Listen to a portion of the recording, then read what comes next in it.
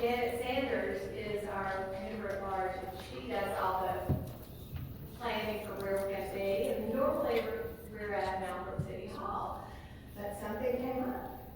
And Janet's responsible for getting the space. So I give credit to her.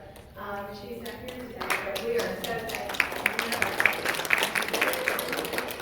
So welcome. I want to make sure that everybody signs in. If you are a member, I know we have several people who are guests who are not members yet, or maybe you're just here to see Iain.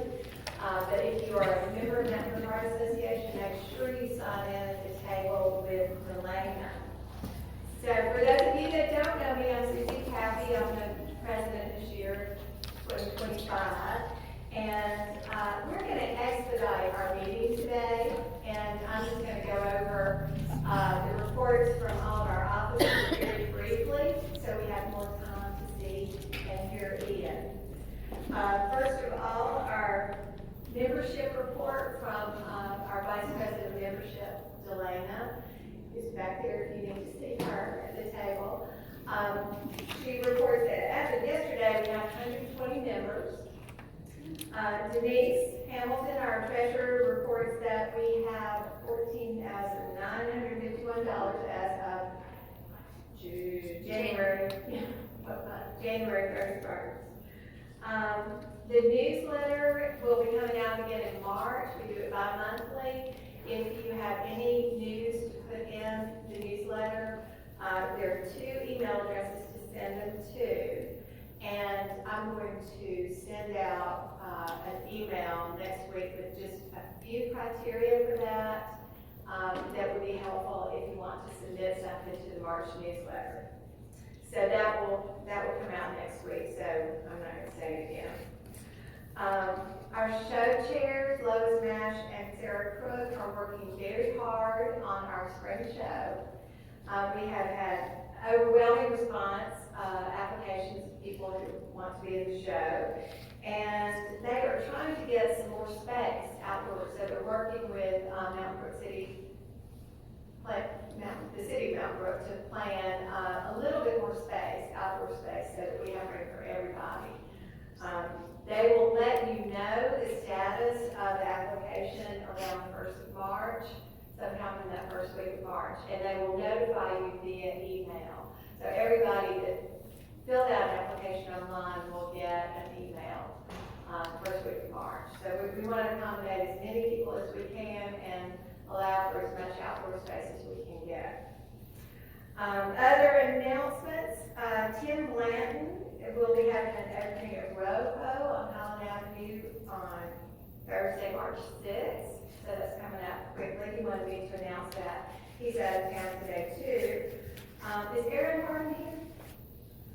Aaron. So Aaron has a show still up at the Gadsden Museum. So if you're in that neck of the woods, get by there. Our next meeting will be on March 20th, so exactly a month from today. It will be at Emmett O'Neill Library, and it'll be a night meeting, only at 6 o'clock. More about that, we'll be announcing that via email as well. And now, Can I make just one quick thing? Yes, I did say. Everybody who has an online profile, you need to add your stuff to your profile. Go put a pictures of your work. A lot of those are not populated with things. Yes. So go finish filling out your profiles online. Yes, fill out your profiles online. And thank you, Christy. Christy has done such a fabulous job to get that up and running. And if y'all have any trouble with it, just let us know and we'll work it out.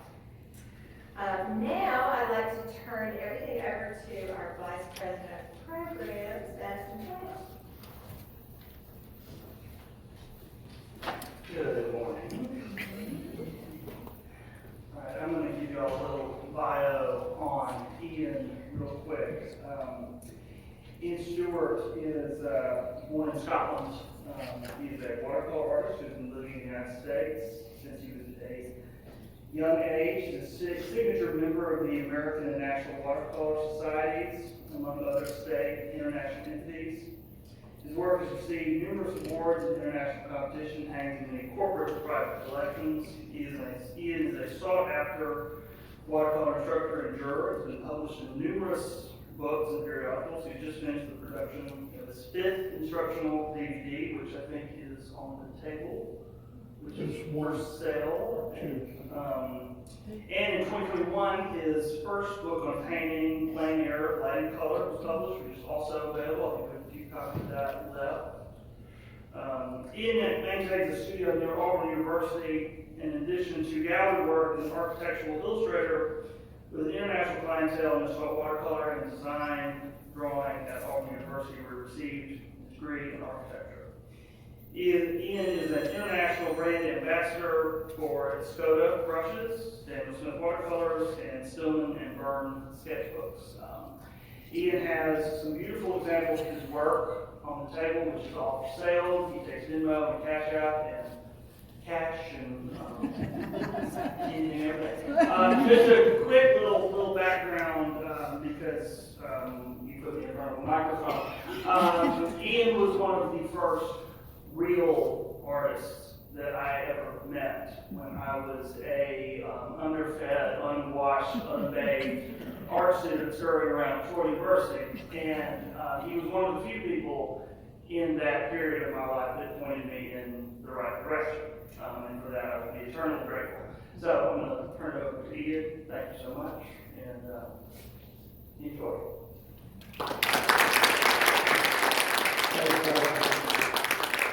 I didn't know that.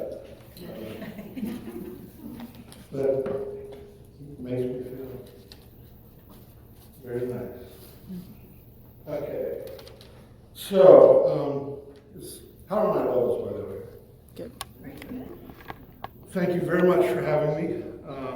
I am going to do a painting, obviously. I'm just going to talk about that. So as an architectural illustrator, but I've been painting my whole life. And my father, Muir, is a very well-known watercolorist as well, and he taught at Auburn, and he was also an architectural illustrator, so our paths have kind of meandered. And so when you're cut loose, are there architects in the room besides one, two? I'm not taking any digs.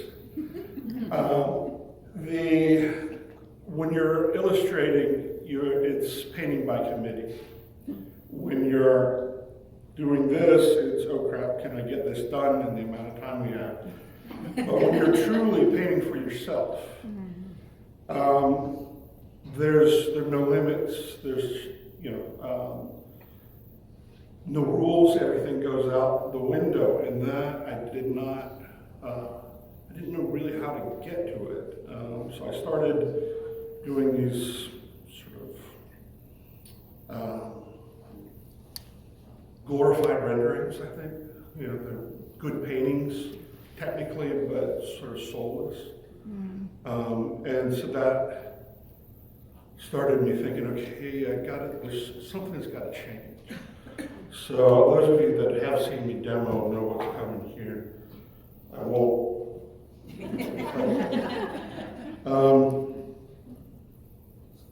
Can you see this if I hold that up? No. Yes. Okay. Perfect. So I went back to my sketchbooks, which I've been keeping somewhat regularly since 1989. And that's always the place where, as a design student, you're told to put your ideas down and begin to formulate those and massage them and then give it some time before you start moving to any sort of grand idea. You have to get the program straight. So for me, that's where I just said, okay, I'm going to let go and just paint in my sketchbooks. And very quickly, it took things that normally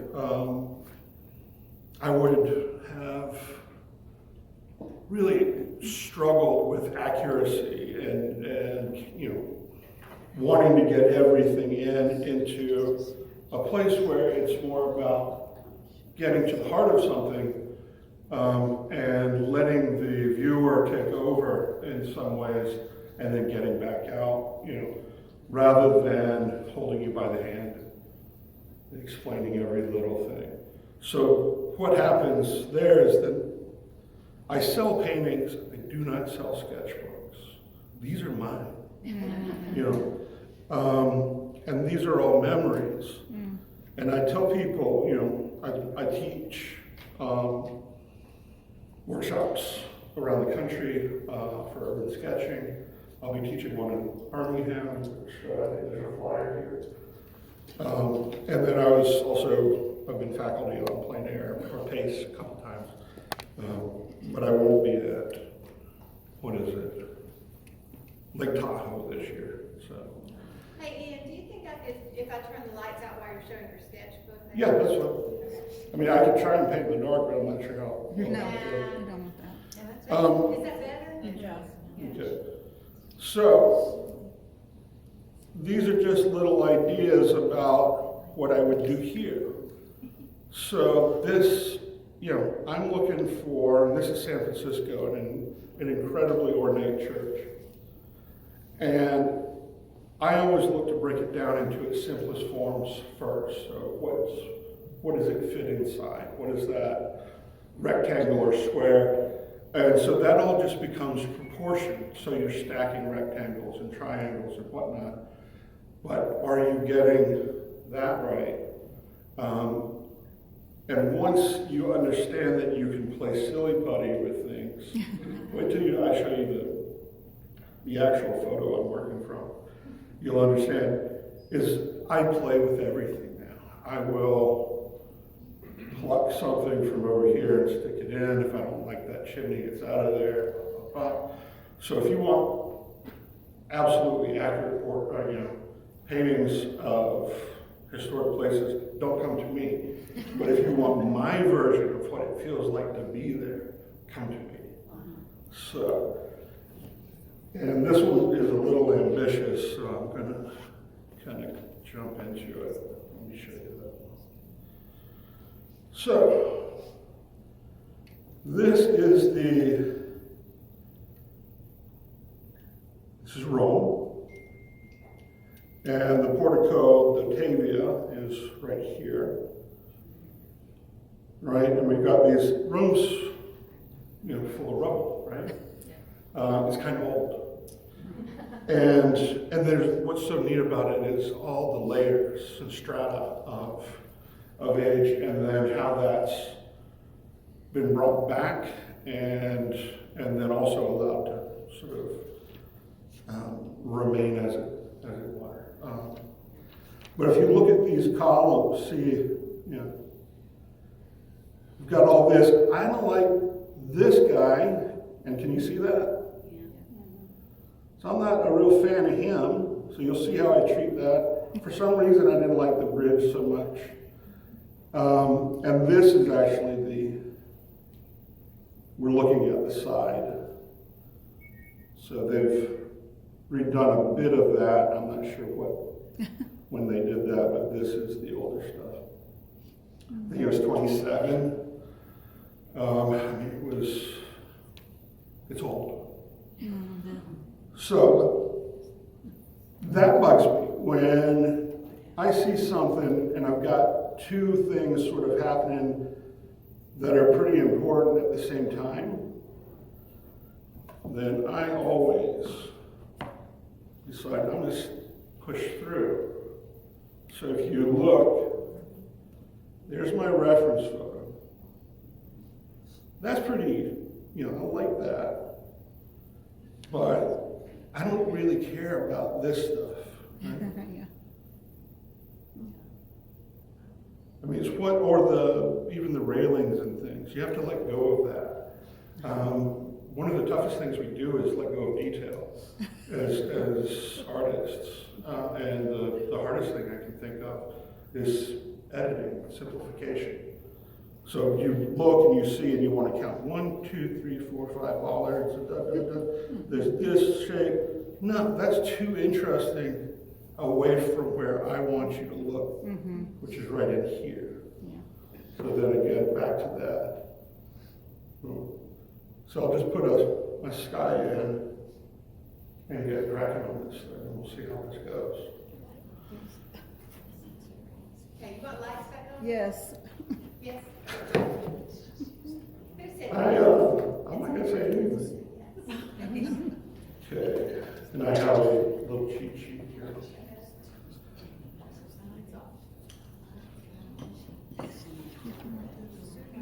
All right, yeah, so there's a little keystone. You know, it's a much longer, taller painting. It's actually drawn much darker than I normally would, but that's for your benefit. Typically, I like my pencil lines. I always say there's 2 drawings in every painting. One done with the pencil that very few people see, and then one done with the brush that everyone does. So never let reality get in the way of a good painting, and never let a pencil line tell you where to put your brush. How's that?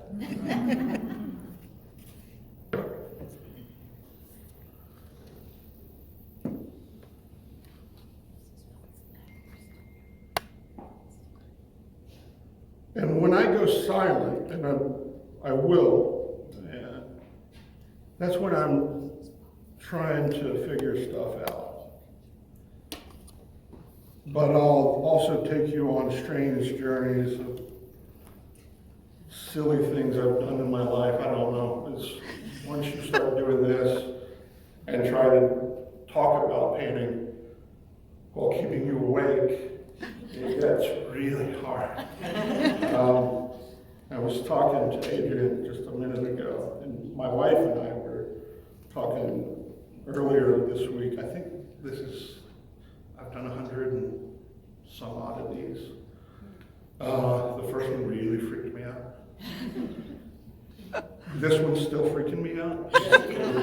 You never know if you're petting a little kitten or if you've actually got your hand in a tiger's mouth.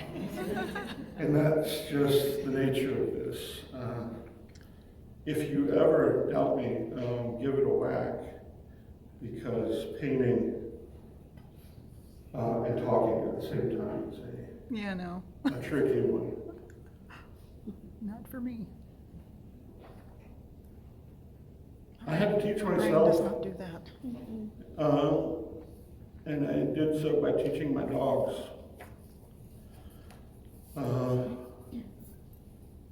But they sit patiently or sat patiently while I explained to them what I was doing. I was just practicing how to talk to me. My wife came home. There's no other car in the driveway. And I'm having a conversation.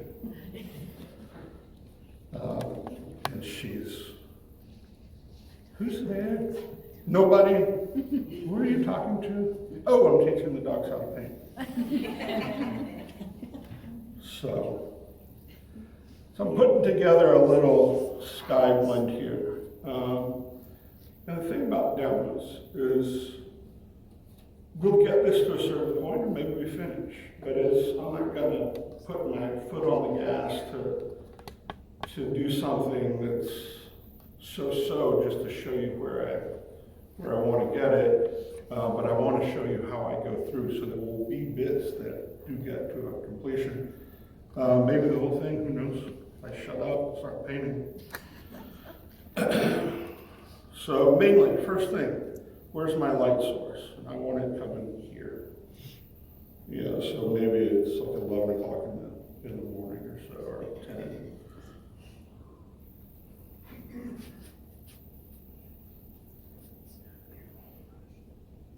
And this is a mop by Skoda Synthetic. And this is my workhorse.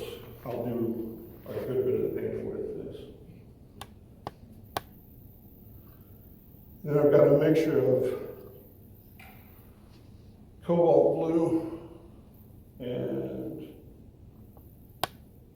a little, just a touch of French ultramarine, into which I'll put a lick of alizarin crimson. Ian, are you okay with folks coming up and looking? As long as you don't shove me, I'm fine. Okay, well, I was gonna say, that it's such a large room, and it is hard to see, so please feel free, you know, if you need to move up, we could pull some more chairs up here. Those of you who are there in the back, or if you wanna walk around a little bit while he's working, because he can't talk the whole time. I can. Well, and not paint too, so, you know. Well, feel free to get up. that's yet to be seen, so. One of the things I do, if I know something's gonna be darker, I'll paint right through it, because in watercolor, we're relying on transparent layers to create the colors we want. But I was too flippant with my brush there. What kind of paper are you using? This is Arches 300 rough. So it shouldn't act up, but what they did is take a beautiful formula for making paper, and a beautiful place that they've been doing it for hundreds of years, and then they sold it, and they moved operation, changed the formula, and it became unreliable. So, the only arches I'll use is 300 rough, because that's the only one I haven't seen it. You'll see, if I start painting through, and there's a whole area that just resists the paint, that's sizing. So that's what, controls how deep into the paper the color's gonna go.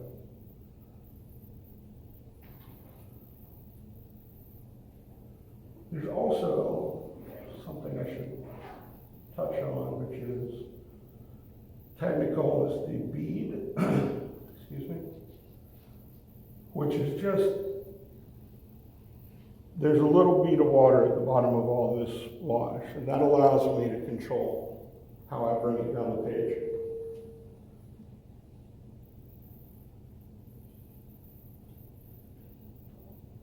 Into that, I'm just taking a little chroma out. And neutralizing that. Took too much out. Now I'm getting fussy.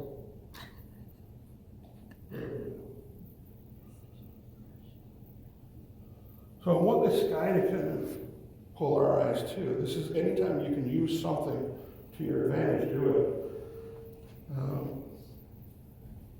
Never paint for anybody else. Don't paint for a juror. Don't paint,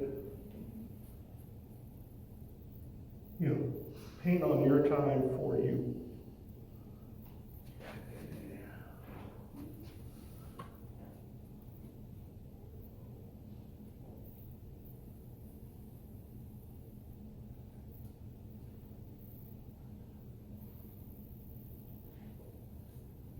And I always say,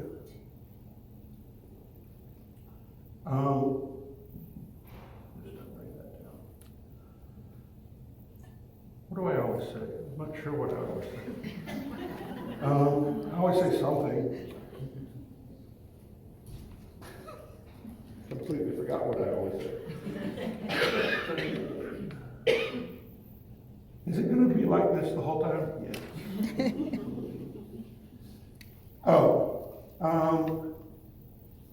I'm trying to lock in some of the graphite in this. I'm very well aware, what we don't paint is just as important as what we do. So in this first wash, I'm trying to tie things together. But this being a demo, I need to stop and sort of assess and then move on in ways that I wouldn't be able to in my studio. Unless, and if you really want to spend a lovely afternoon, come watch me paint there. You won't. You won't stay awake.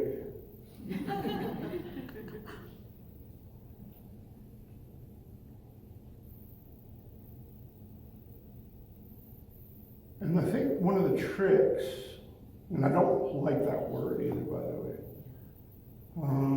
is learning when to push hard. If it looks right when it's wet, that means it's going to dry too light. So it should look a little like, oh, I messed it up. And in which case, you're on the right track, oddly enough.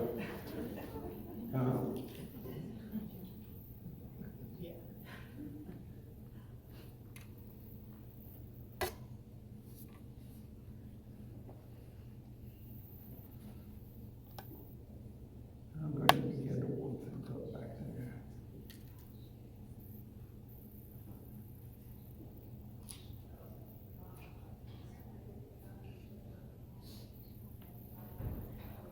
So before I start painting, I always know what I'm going to paint around, what's going to glow.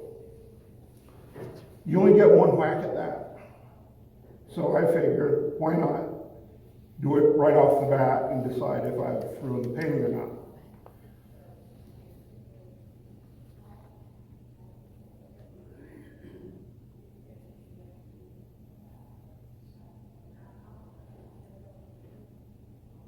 Can I ask about when you went back up in the sky? Here. Did you have to have a certain consistency so it didn't just bloom? Yeah, so there's the real trick, right?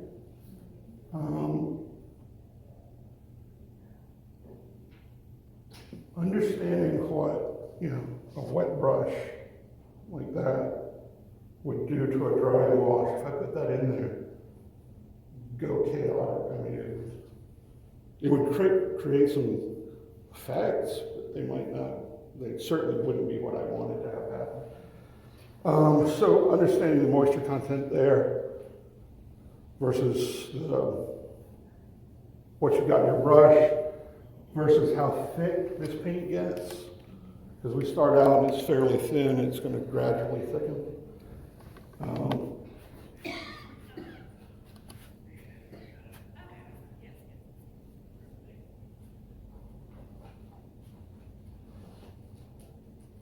And I'm kind of doing this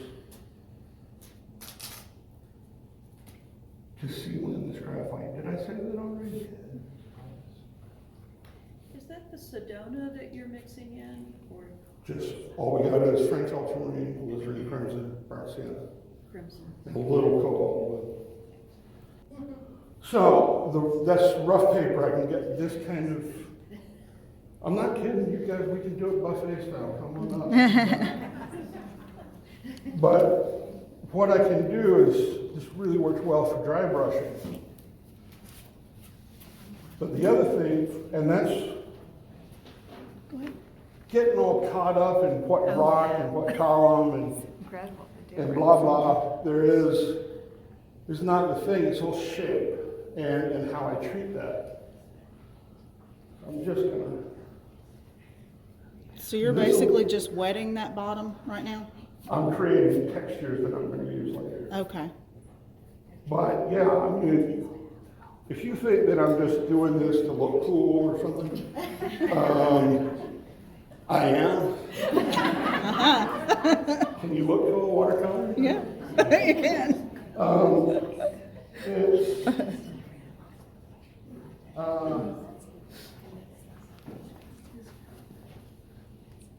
It's all just part of the plan. So the more, I don't start a painting until I see this wash in my head.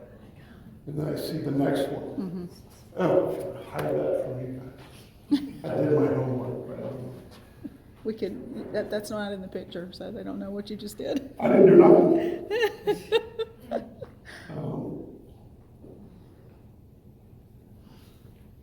And I'm gonna warm things up a little bit as we come to the foreground.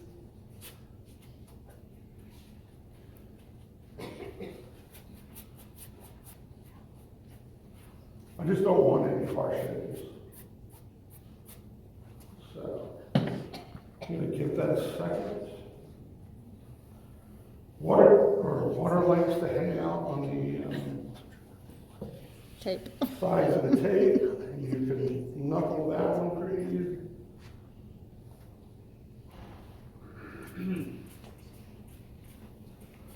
So essentially what I've done is I drew this using an HB lead. It's very rough paper. So if I don't lock in the graphite, it's just gonna be a smudge mess. Yeah. So I've kind of gone through stuff, even places where you don't see color. I'm using water to kind of lock that in. So now here's a sound you don't hear from me very often.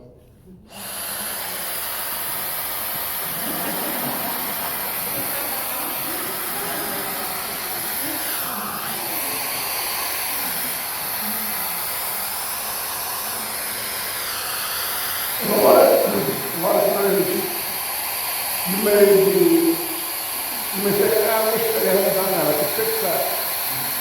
Don't do it. Catch it on the next, live in pain another day, so to speak.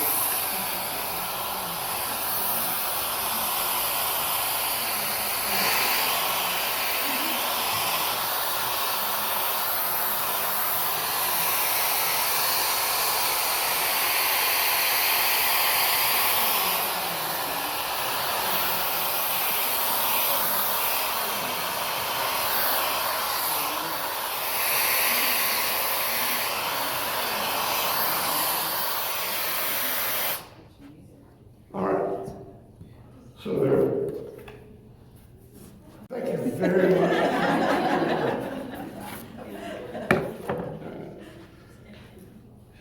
So see what? Yeah, it's really keystone of that. But I'll keep holding it up for you. Now I think I'm getting it pretty well here, so Okay. at least it's better than. But like I said, if you want to come up and visit. Yeah. Okay. Yeah. All right. So now we have to build this sense of distance, and as things move forward, they tend to become more detailed and warmer. As they move into the background, they tend to become bluer and less detailed. So that makes drawing buildings a little easier sometimes, because you can just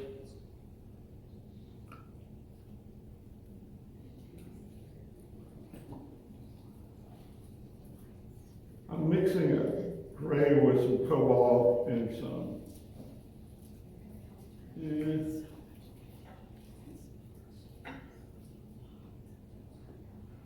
I'll make it bluer. Okay.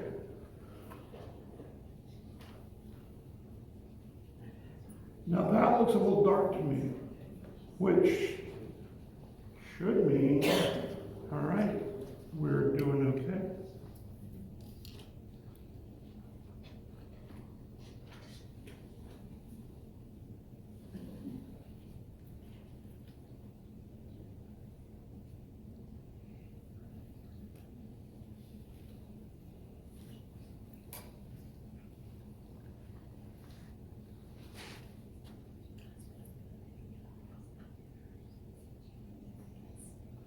And this is another brush. I'm sorry about my scratchy voice, but it's an Escoto Perlo. And it's just a really nice pointy brush for detail.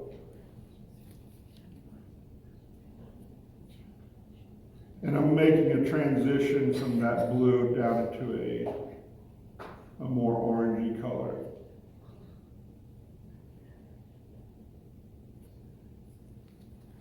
And I'll bring that up in here for continuity's sake.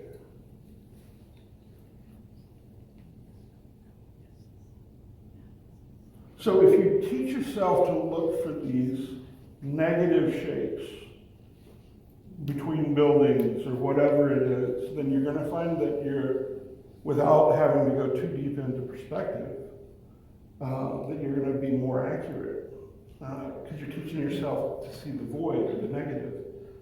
And that is a really important tool.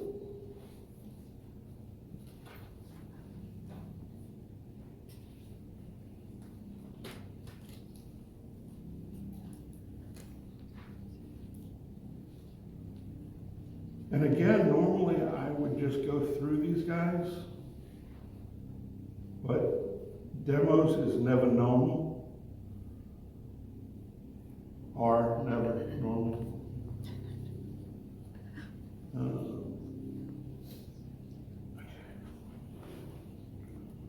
So that's to find that little edge. I'm going to let this light stay, so it's going to be,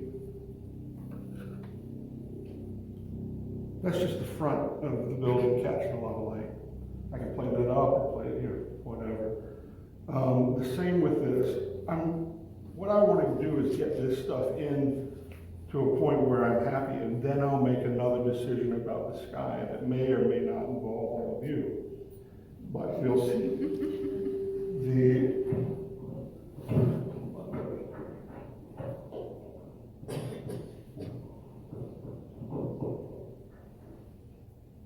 Alright. So I have got, say, this sort of red brickish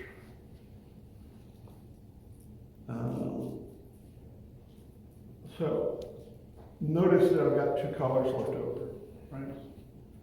So why don't I use those in beginning my next batch? Because that helps, with some color harmonies and things like that. So that seems, I'll get this is a little carmine. And some light red. And again, since these are synthetic brushes, I'll just jam them in there, And if I ruin the brush, then it takes on a new life as a lifting brush, or I'll jam it like that until it makes really good tree shapes or something like that, or I'll throw it down with disgust. Just depends.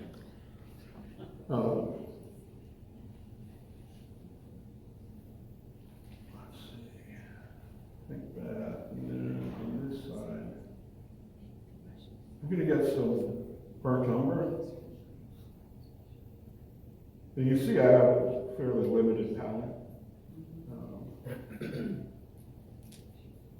But I don't want to go too hard too fast. So what colors have you used so far? French ultramarine, burnt sienna, those are in crimson. That's about it. And then the cobalt blue. But the nature of demos is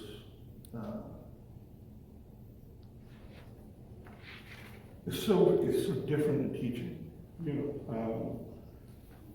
In teaching demonstrations, I build in these breaks, and that allows people to kind of catch up. And I learned that one by watching other people teach, and never if that's something you strive to do, I might intervene or let's have a chat. I'm not sure if you really want to do that, but if it is what floats your boat, your students have to understand you, And if you just go whacking through a whole painting, most of them are going to be let alone what color, you know. But what happened and how do I repeat that? And I hate that. In a demo situation, I think it's, you know, effective and good. But teaching, I think that you should at least give the students some help in following along. I used to have a gag about pulling rabbits out of hats. But that involved me talking about a specific painter that I'm not going to do. All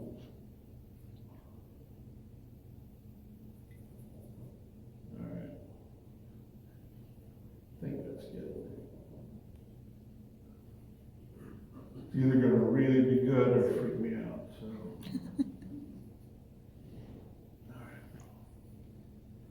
So you don't work with a piece of test paper on the side? This is where you test. I don't know, if I take this red and put it on top of a plain piece of paper, I'm not gonna have a real clue about what that red's gonna do when it's layered on top of 2 or 3 other things, so that's what I mean by that.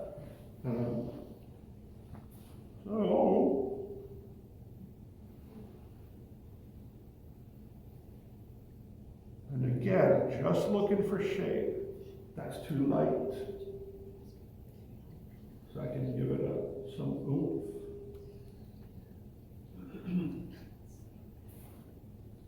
How's my pacing? Are you? Fantastic. Not that I was going to change anything.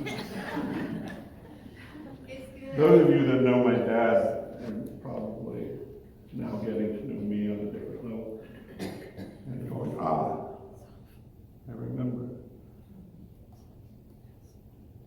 He taught at Auburn for a few years, and he was many people's favorite instructor, and then whoever egged the house and stuff like that, I don't think he was their favorite. But I had to clean that crap up, so don't egg the instructor's house because you're just going to make his kids do stuff that they don't want to do. All right, so let me just do something. I'm going to bring this down. I'm going to get some water, clear water, and just take some of the power out of that wash. Accuracy, again, don't worry about it. Try not to smudge through there.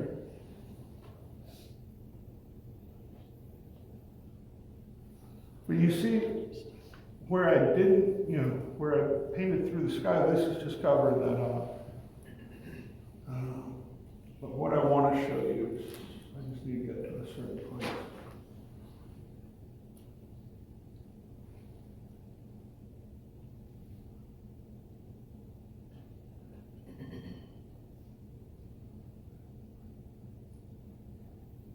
Watercolor is one of those things that you think you've made it past the hard part, and it kind of looks at you and says, oh, really?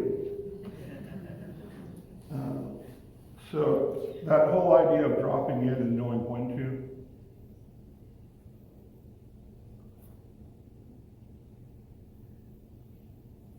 so do you sort of start from the beginning knowing what your darkest value is going to be? I noticed, so you started at a point where you sort of developed a lighter or mid value, and then everything's got to be in relationship to that ultimate darkest value, right? So you just kind of have that in mind before you start? yeah, I know what my darkest dark can be, which is straight out of the 2 neutral tint. But it's all relative in the planning stages of your painting.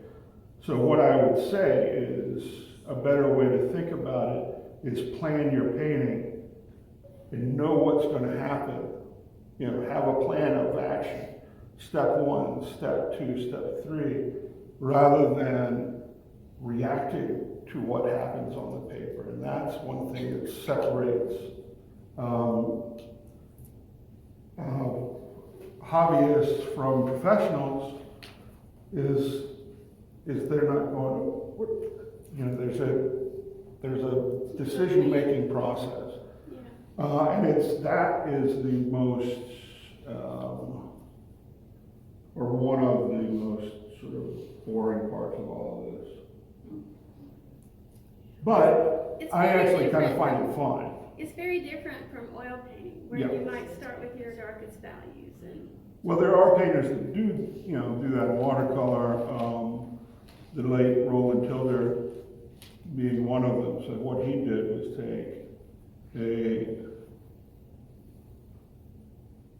he took India ink and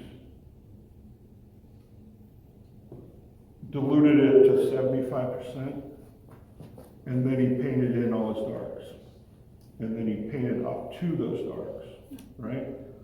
So that way he's, you know,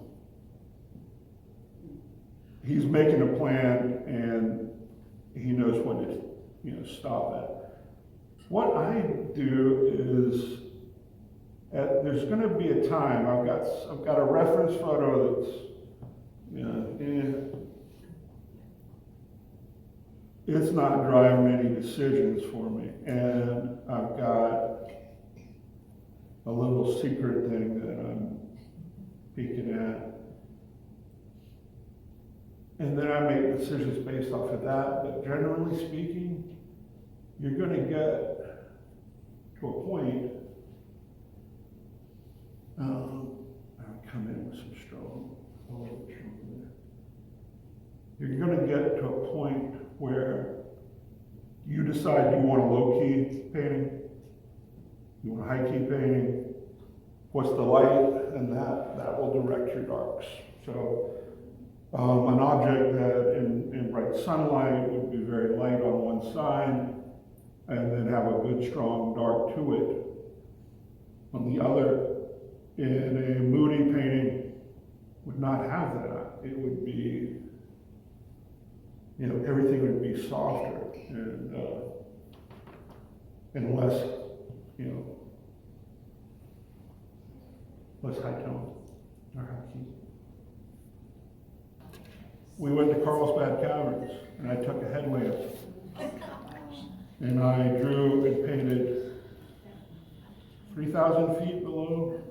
Man. It was cool, man.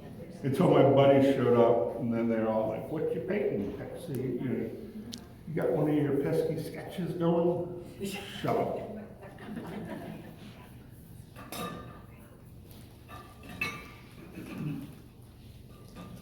You can put my phone down. I was actually going to try and paint with a lamp.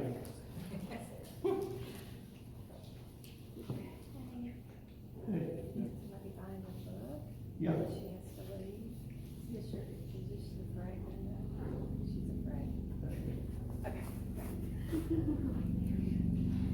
Look at that, double duty. Thank you for buying my book. I don't get anything from it. I'm kidding. Although they did pay me to write it, and then I don't get any royalties. But Mark Mahaffey, I said, "Boy, that sounds like a gig. I'm not doing it." So I called Mark, and Mark's one of my guys that, you know, if I feel that I'm being fleeced, I'll reach out to the older generation. And Mark said, "Man, that's Walter's Foster. Don't mess around. Do an art book with them and just shut up about the money." But I think Mark knew I needed a little more discipline in my life. And he also, in his wisdom, knew that writing a book would bring that out. And he's right.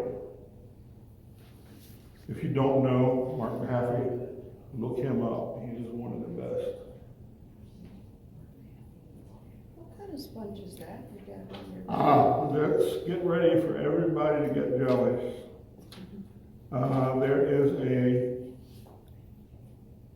This is gonna be the hot stuff in a year, so you are all gonna be yelling at Philip to get these in. It's a microfiber sponge that will hold whatever scientific amount of baloney, more than a traditional sponge, and it actually works. And it's made by a company called Bocciani and Bonazzi. So that's that guy blocked in. Did I mess anything up? Of course I did. But am I going to show you? No. All right. So this is Jean Brilliant number 2, made by Holbein. Now, Daniel Smith has realized how popular that is because a certain Taiwanese painter named Chen Chung Wei uses it in lavender all the time.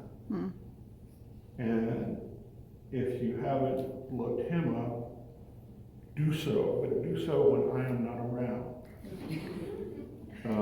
He's probably the best painter, living painter, in any medium I can think of.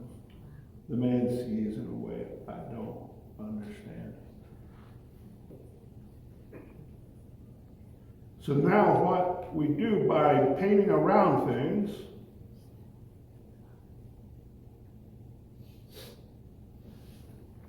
we begin to define them.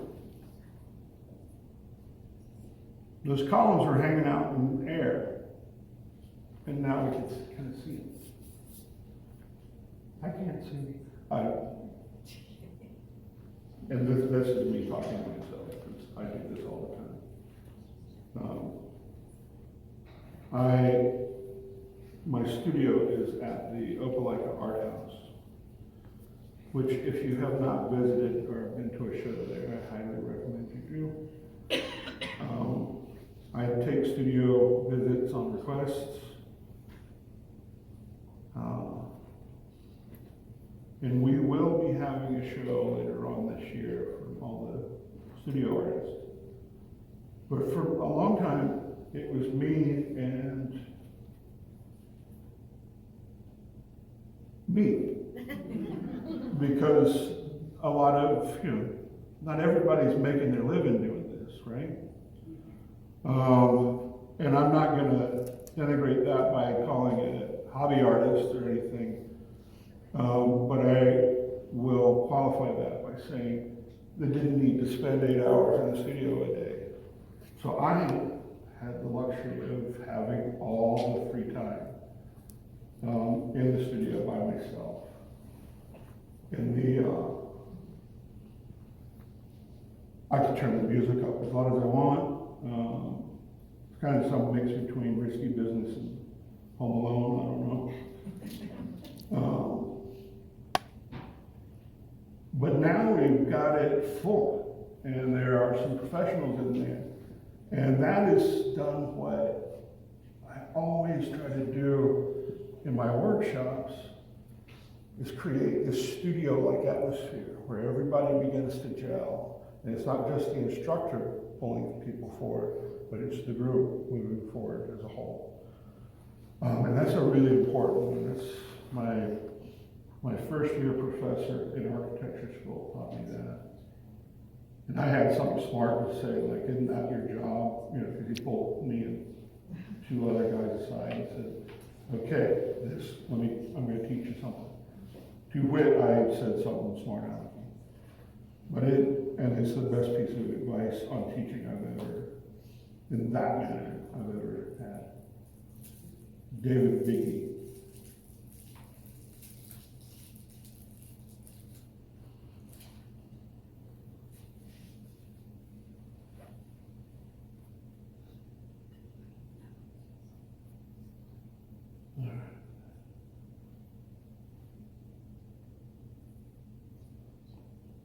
So these, what I'm doing is these mixes of maybe 3 or 4 different colors. And that, so when I start most of my workshops, we start out by just doodling and throwing paper around, but also running the 2 most essential washes I think every painter needs.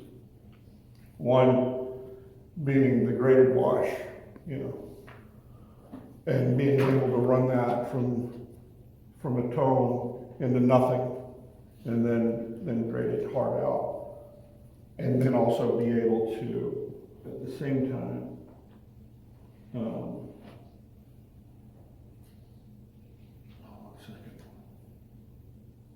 run a variegated wash, which is this, where you're taking 2 or 3 different colors, or just adding your best color. If you run out of stuff, that saves your life.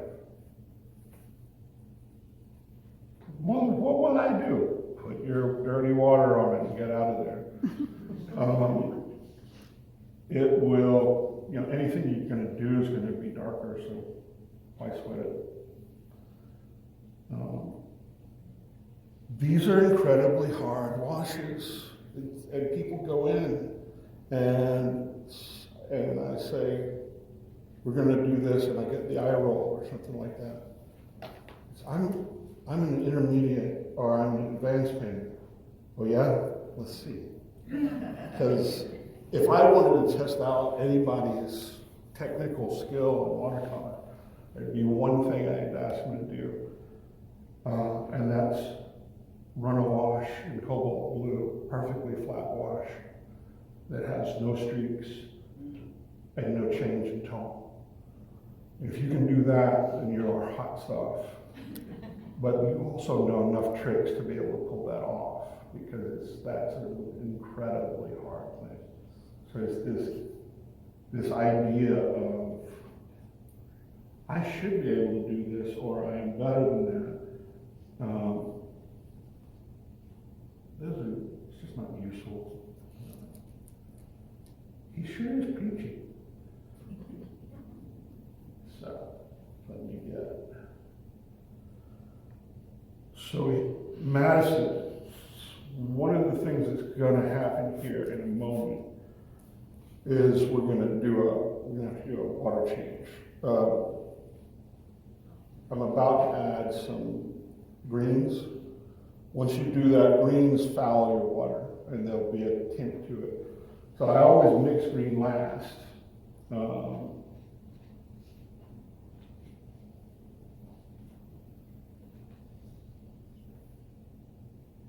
Do you always say and but and then stop? Yeah. Yes. In Scotland, where I was born and my parents grew up in, it is incredibly common. I mean, this is one of the things that people don't get, is Scots end a sentence with the word but it's coming out of an American accent. So I have these phrases I say, and people are like, but, what? No, that's it, but. I think he's been drinking. But it's these little weirdo things that my parents have instilled in me. And all of us have those little unique things.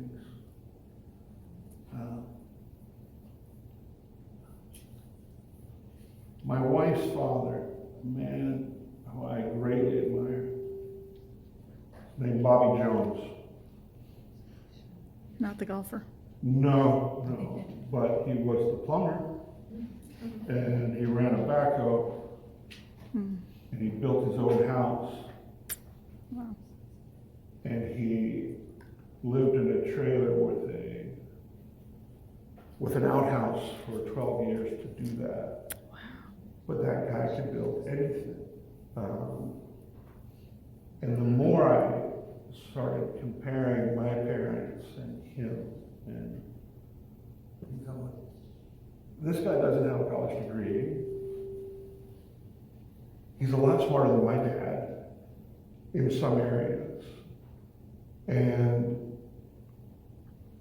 my dad may know how to say something in Italian, but if you hand him a screwdriver, he's liable to pick his teeth with it. So, intelligence is not just you wear it out, I guess.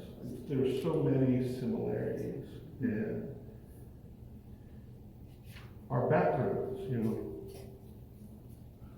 We came from very working class stock, if that's what you like to say. This is just green gold and green gold. But I'm going to mix it into a little bit of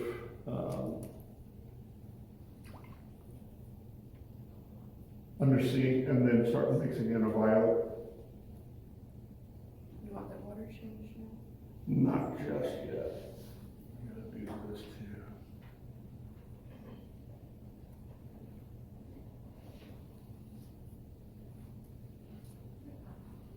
So this should, and what you guys, I know that you guys are not seeing what's going on in the same way that I am, but it's looking pretty good. I love joking with myself. No. Don't laugh on my account. I'm just trying to get through this morning. It snowed on me in an Alabama way, very Alabama way. I'm like, look, it's snowing. I know, I thought that was a good omen, but we'll find out. Okay, so knowing what colors go together. So we've got this green. I know that one of Green's favorite colors is burnt sienna. They love it.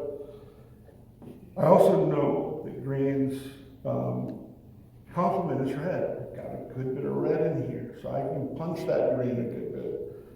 It's also going to develop or reinforce the sense of light, because once I put these shadows in, you'll see what everything should begin to pop. So now I'm in, and watch. This is thick paint. It's really worth coming up, just, there's a lot of subtlety you can see that's not on the screen. I'm a lot better than I look.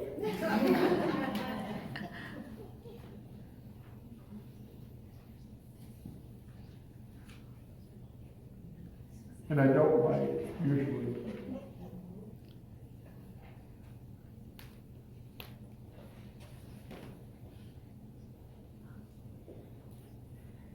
So that's that violet. Violet and green with a little bit of burnt sienna, you can start to make this wonderful dark. And one of the most common things I see students struggling with is creating effective greens. I have a saying for that, but one of the things I used to just never paint using it.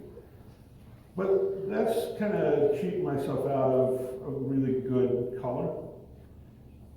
So what I do now is teach people, or try to teach people how to use it effectively. You don't want to clobber greens, and you do not want to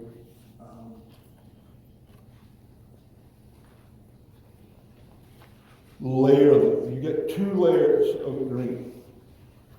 Boom, boom. And then you've got to create a gray for that shadow.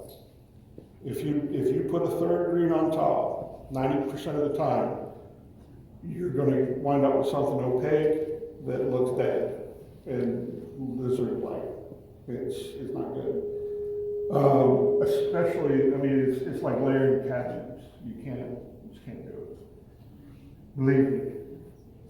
So, if Like you layering take what? what? Like layering what? Cabinets. Cadmium.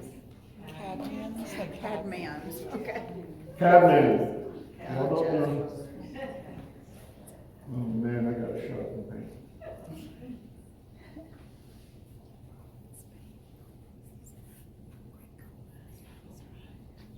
So things start to come together, not, completely,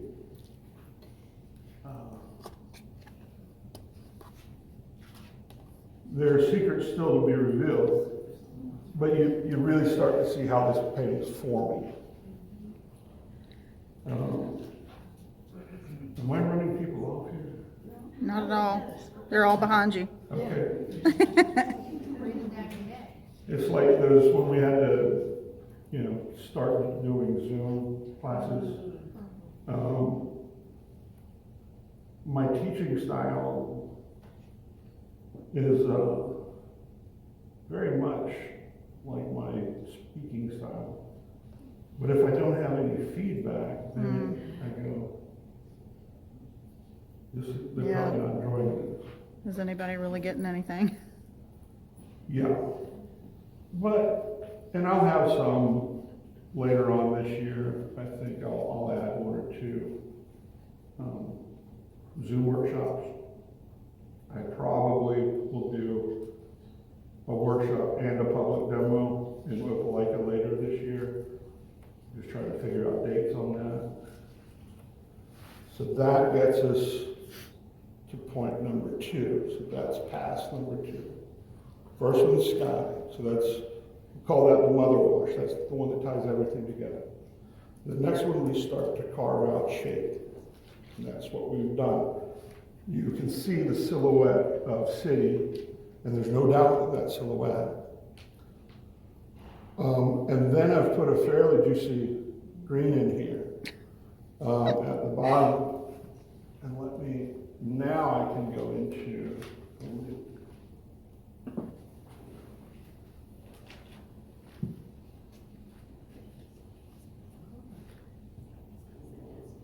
now this can be taken away and refilled. Thank you very much. What I'm going to do is you'll see me spritz it just a little bit, and that's to bring out just a little texture in the green. Is that just water? Yep. So let's take a chance.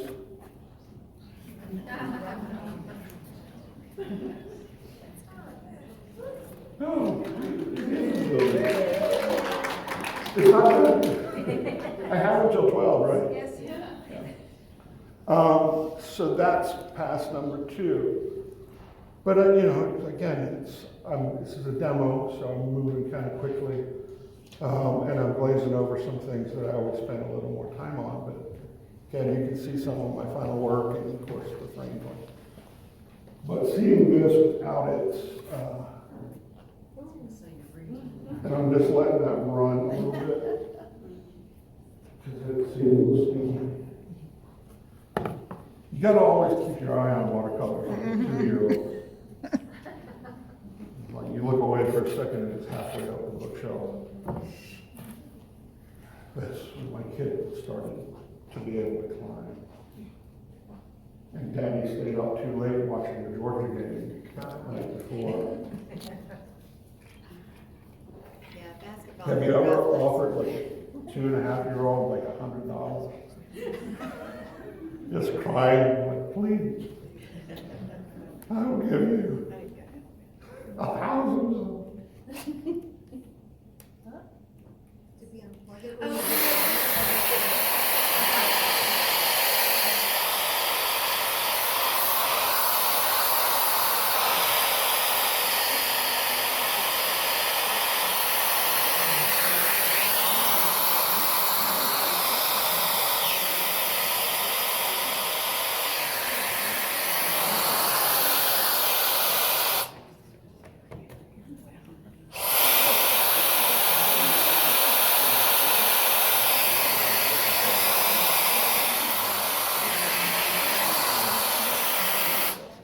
Okay.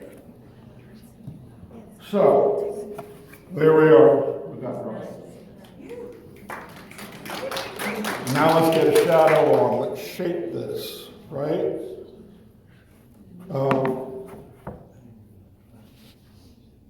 The one thing you don't want to do is too much, getting in a rush, saying, put a timeline on it. It's like, I want this done, or being too quick to say it's done, take a picture and throw it up on Facebook or something.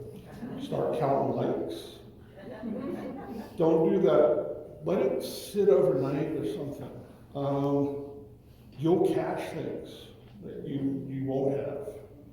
Another Mark Mahaffey he says that now, I don't know if this is true. Mark sometimes has been known to fib. He says that he puts his paintings under his bed for a month before he decides that they're done. He says that. I don't know if it's true or not, but it sounds good to me. So I'm going to put in this shadow. So, my shadow color, Iain's recipe for shadows. This is one, if you take a workshop with me, you will hear over and over and over again. Why was that fixed? French ultramarine.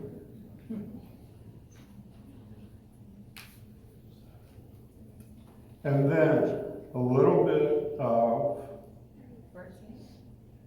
alizarin crimson. You're basically going to make some freaky, you can let it lean to the violet or the blue side. You know, I've got a lot of red in here, not so much else. I'm going to let it lean a little bluer. And then, but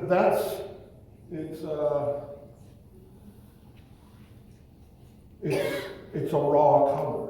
It's too bright. You know, it would only work in a floral or something if you're painting a purple car. So I have to take some of the chroma out, which is just dulling it, and that is where I use the burnt sienna. Now, what you can do to this to ruin it, and it will do that, is add too much burnt sienna. So if you start painting and your shadow looks brown, put some more French ultramarine in it, put a little more alizarin. Alizarin is really, really strong.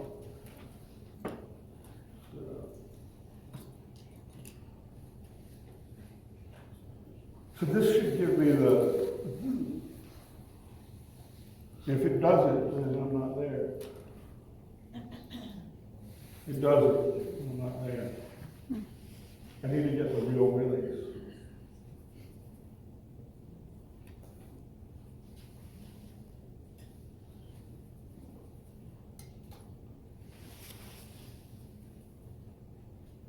All right, see how that does. That's a little bit better. So now what we're going to do, I mean, it's a pretty simple formula, is I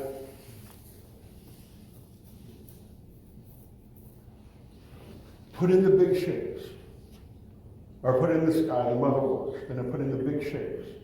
Then I give those shapes form in them by adding, you know, a sun and a shade side, or, you know, using light to my advantage. So that will give you a good idea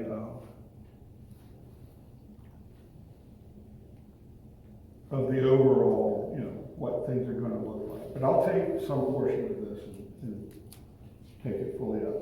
The other thing I'm going to do, which is my want, is I have a little just burnt sienna, and I'm going to drop a little bit of that into the end of that wash, and maybe I'll pick up some here. Is And that because more light is reaching that spot? It's kind Yeah, of to give I that mean, the illusion. nature of reflections, you know, they could reflect up, but Mm-hmm. you know, what is it? It's just, some people would call it a gimmick. If you want to see it used by an absolute master, look at the works of Cyril Ferry, Cyrilfarey.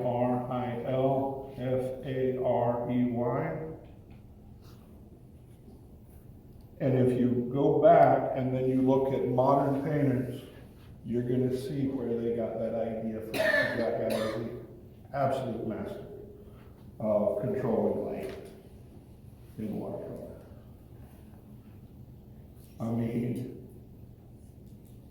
my dad was, I think I got 5 lessons in watercolor in my life. I've received hundreds of pretty scathing critics.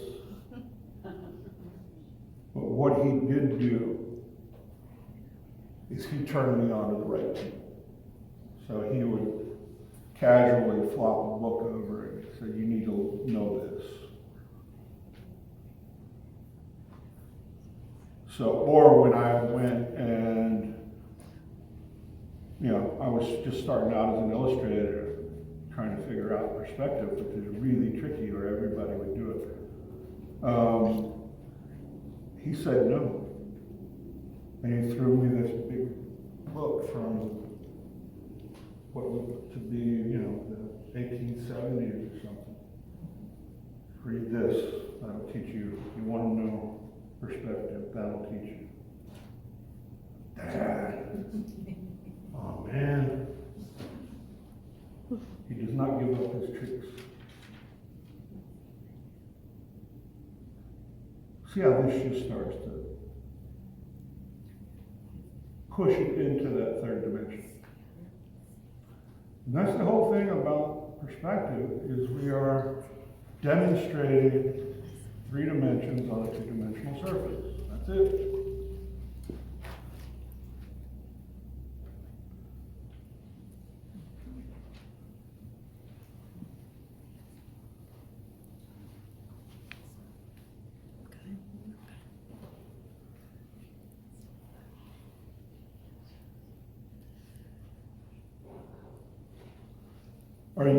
Is everybody okay? Do we need to take a little stretch break or something? I think everybody's kind of stretching as they go. Okay. Yeah, I think we're good if you're In good. about 10, 15 minutes, we'll do door prizes, but you continue as long Hey, as it's you your want to. game. But that'll give you a little respite from talking. But yeah, I mean, I do encourage anybody who wants to walk up here, and it's just amazing to see. It's a lot different. Yeah. I'm better than,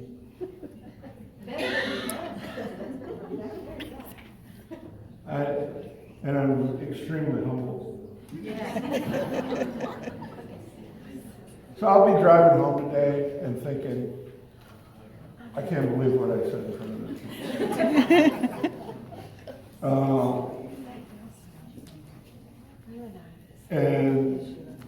And then really like, oh my God. So I have to push all that out, and say, I did my best. And I tried to teach. I tried to paint well. There's nothing else I could have done, except for not say that one thing, which I really shouldn't have said, which I'm not going to say.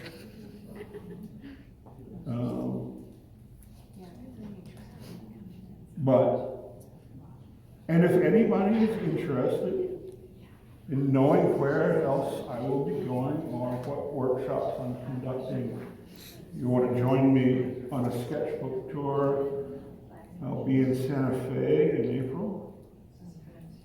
I'll be on Whidbey Island, outside Seattle. All you need to, but you'll also get the, if you are one of my, if you go to my website, I'll get this out of my mouth at some point. If you go to my website, we're just carrying around sketchbooks, that whole plein air thing, if you wanna do that, that's fine, but I'm much more into loading a backpack up and going for the day, rather than, and then just working with sketch. It tends not to freak you out as much. What month this would be? August or something. If you go to stewartwatercolors.com and look under workshops. But then if you scroll to the bottom, you will see sign up for a newsletter. Thank you. I usually forget to say that every time, and then today I didn't. Any questions?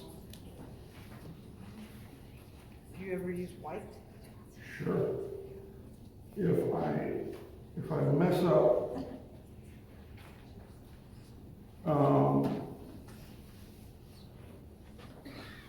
and need to get it back, I will. So I'd use wash. I very rarely use, what's it called? Masking fluid?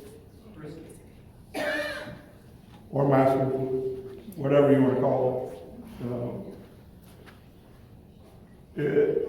I just don't like the edge it leaves, and I'm also a fairly impatient painter.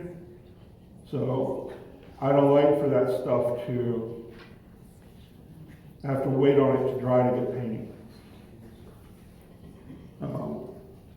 And then also, if I'm making a brush stroke and I hit that gooey junk, it gives me the, it's like chalkboard willies.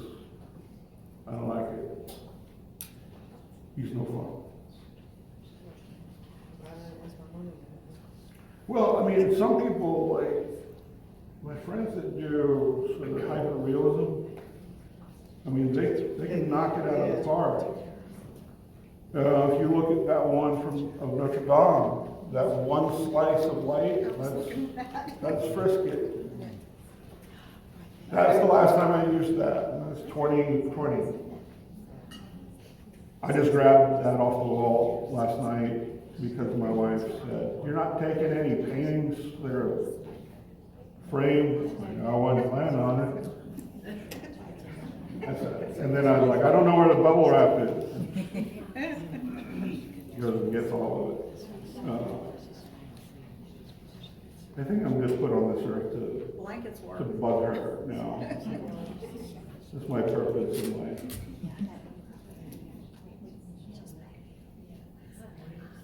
Can you talk any about your drawing process? Sure. How you go about, your perspective and all that? Well, we know that there's, we're on flat ground. There's a point, if I look straight out, that's going to be our eye line or the horizon. And any building, that if we're looking at a building and 3/4 view in any way, then you will have to understand perspective to get that right. You'll have to find those vanishing points. And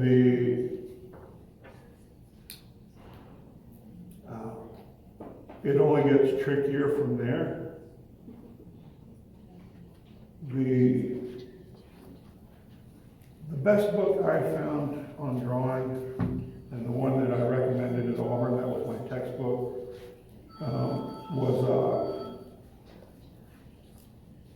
by a man named Richard Scott, who teaches at SCAD in Savannah now. And it's called Drawing from Square One to Trafalgar Square. And it is, if you want like how to speak French in 60 days, you want how to draw in 60 days, go get it. But you gotta practice. It's a workbook. So if you skip even step one, which is the most important step, the literal title, can you draw a square that has equal sides and distance and 90-degree corners? Or if I just said to you, can you draw a square? I would wind up with a lot of this. I don't know if you see that. Can I draw a square with it?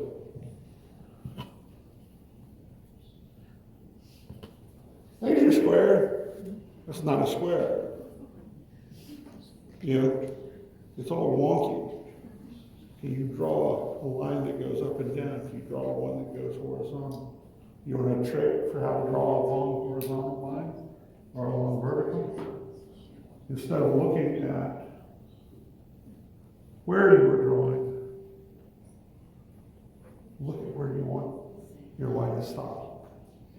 Your hand will go there. But when I'm doing the drawing, you know, I'm putting maybe it's a sea scene or something like that, I will quite often put in 5 or 6 of those very lightly. One of them will be right. And that also takes some pressure off.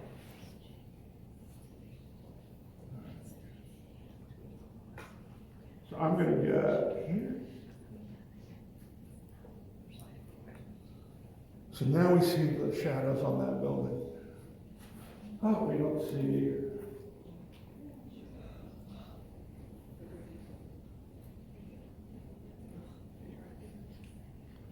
On old buildings, the more wonky your windows look, the less time you sit there going, they got that right, the better they'll look. It's just one of those things. Watch this. Start to give some texture.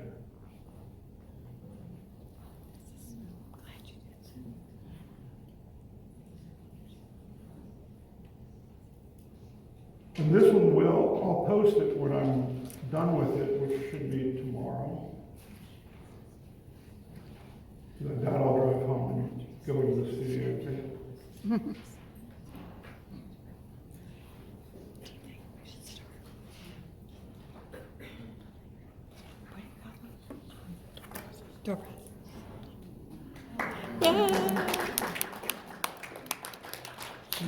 You're kind of getting it, you know? Yeah. Don't worry, I've got you. I haven't, and I still won't. All right, so I'm doing that. What I'm doing is kind of working around where I know my arm's going to go. So here's my shadow color. Oh, there we go. So while Ian is still painting, we're going to go ahead and do door prizes. If you signed in, Lynn's going to, where's Lynn? Oh, there you are. Lynn's going to call out if you signed in. The door prizes are back here, and we are so grateful to Forstall and Andy especially for bringing some door prizes, as well as our other sponsor, Alabama Art Supply. I think we have a few from them as well. So while he's still painting, Lynn, you can go ahead and get started. First one is Christy.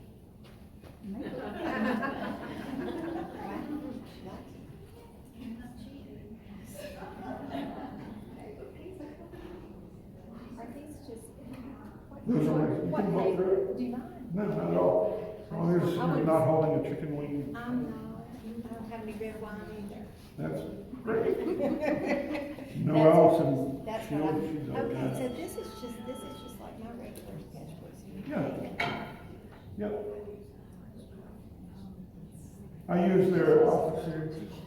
Yeah.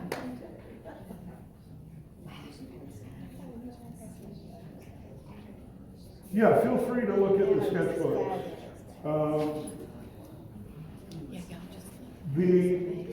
The beautiful thing about a sketchbook, and I will harp on this quite a bit, That's yours. You don't want someone to see it, close it. Then you can, to your heart's content, explore without the worry of having to have something worthy of showing. You just have to sketch. And if you take your sketch and you go outside, no matter where you are on the planet, you don't have to go to Tuscany or Scotland or beautiful Opelika. You can just go in your backyard. And I'll tell you, there is nothing like, if you do that, you've already won. I call my sketchbook workshops called the Fearless Sketchbook. And just a quick rundown of what that means. If you just go out and observe in nature the world around you, you take 15 minutes, 20 minutes out of your day for you, not so you can post this on social media or whatever it is. It's your meditative, shut down you time. You've won. No matter what the results are, you won. Good or bad, never rip a page out of your sketchbook. That's a memory. It will say something to you in a couple of years, or it still will go. But you'll remember it more fondly. So that one I thoroughly believe, and it's the key to my sanity, my wife's sanity, the longevity of my marriage. So see how those columns just pop in front now?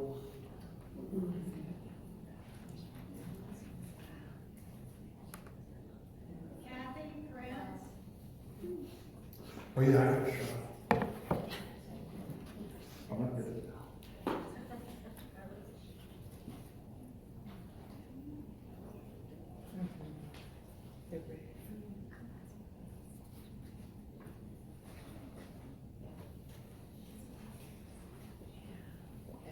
It's not quite finished.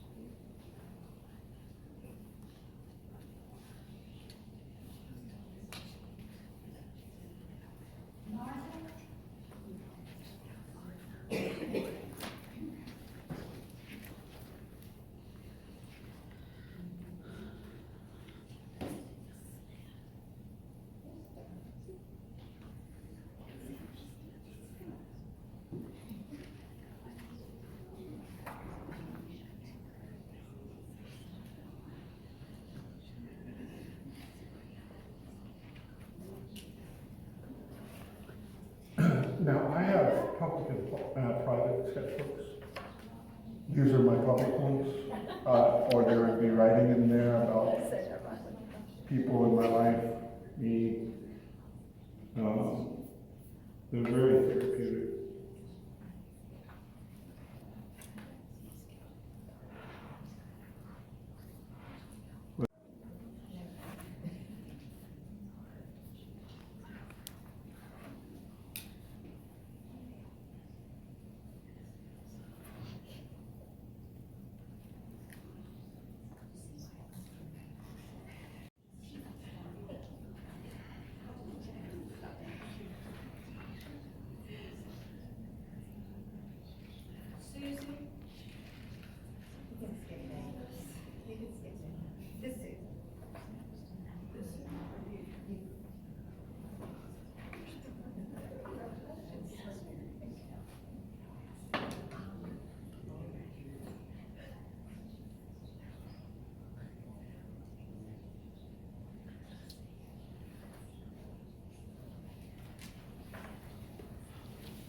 I'm just adding a little carmine to that original brick mixture one.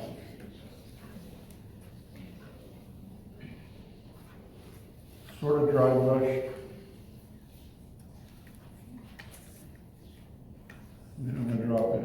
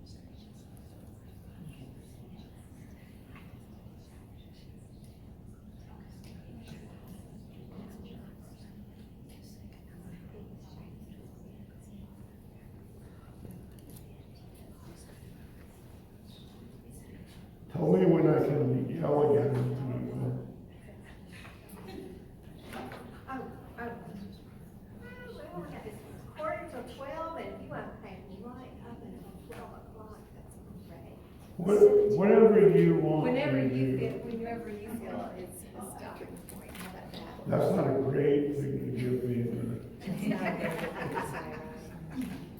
In that case, I don't have anywhere to be. I'm focusing kind of on this building, and I'm trying to get this done, and then I'm gonna make a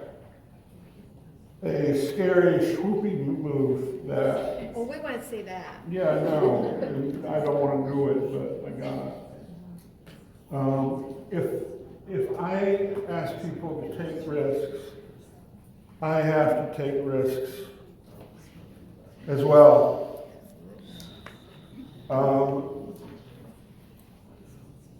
And I quite often I've got some sort of mental issue. If I haven't really taken a big chance while I'm painting something, I will like the next time you see this, if you see it. But I will scan it and stuff. There's gonna be probably something pretty crazy going on in the sky. Unless I can make it about this much more. That's a lot of area. So the last move is gonna usually with me is the make or break. It's either big heavy lifts or it's a huge big move in the sky with a large brush that will ruin it or make it what it's going to be.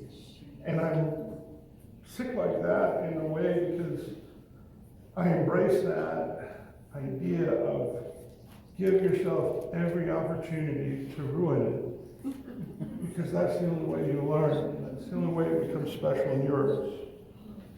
So, having said that, holy moly, man. Yeah, you have really painted yourself into a corner there. Where? I mean, in that, you know, you've got to do something about it. I'm not scared of this thing. I should be.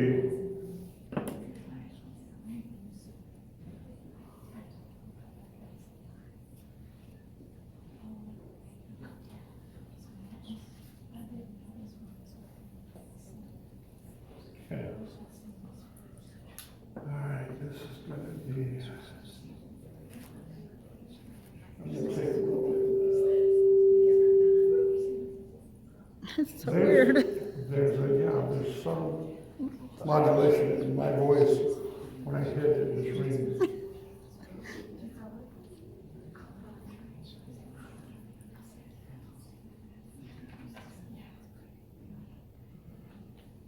Another thing, all this rubble, and I'll share Madison, if you remind me, I'll share the reference photo so you can see how much I've changed it. Yeah.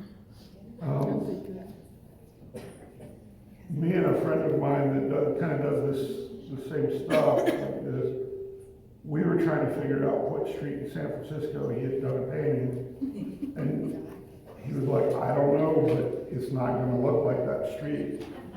And I was going,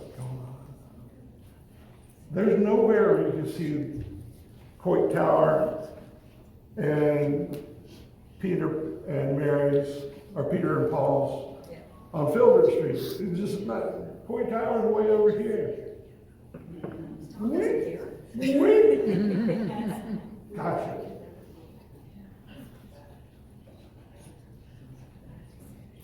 But it doesn't matter. If you try to get this stuff all right, you know, it's rubble. Give yourself a break, man. Okay, so.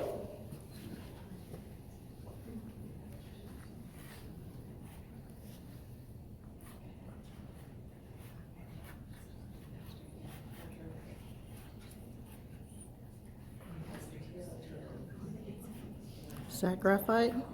Mm-hmm.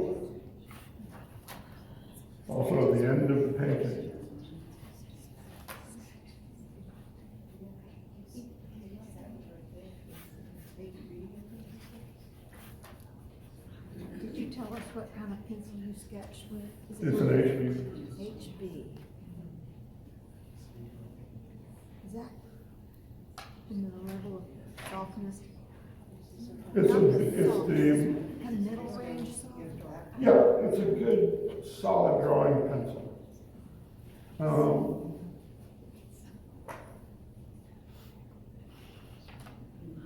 So the idea, and here is the last pearl of wisdom, I'll toss it here, possibly.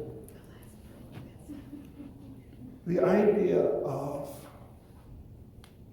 connection, of taking things that are literally rubble in the street and somehow tying them together, tying these shadows together. So look, boom, boom, boom, in there. Now I'm working in this, right? So I can keep doing that. And I've tied it. Here's the thing that gets everybody. Good job.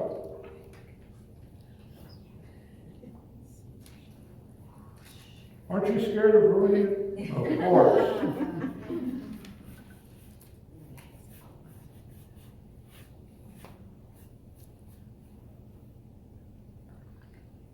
But you know what I'm afraid of more?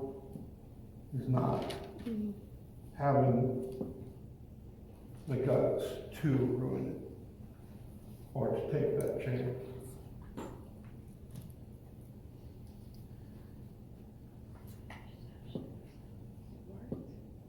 If you're going to hit somebody or kick them somewhere important, do it hard. You don't want them coming back up, right? A lot of times you don't get a second chance at that one. Make the first one count. So and I'm just going to come through clear water, and I'm just running a little mini wash. It's not going to affect the final painting. Is tilting the canvas kind of like a strategy too? Yeah, so it's all about To kind of run it. gravity.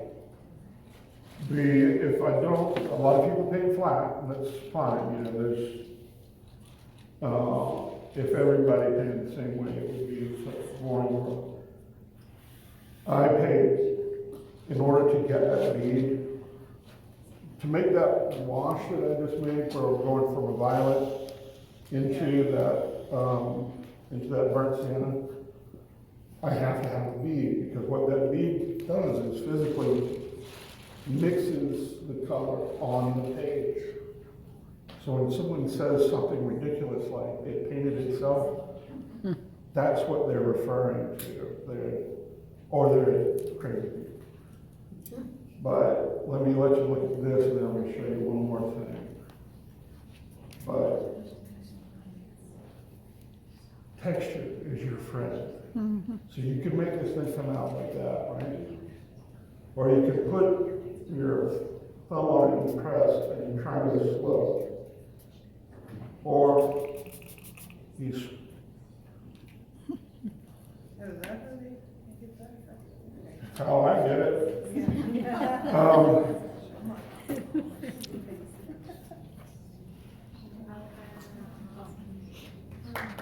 So this is done, but it's done now. And this will be up here for you to come take pictures all you want. Hi. So let me also do this. If you want to paint well, do your homework. So I'll leave this up here as well. The more times, if you paint something, you learn something. If you paint it again, you learn more. And if you want to improve, that's the way to do it. So I'll leave these both up here. Thank you very much.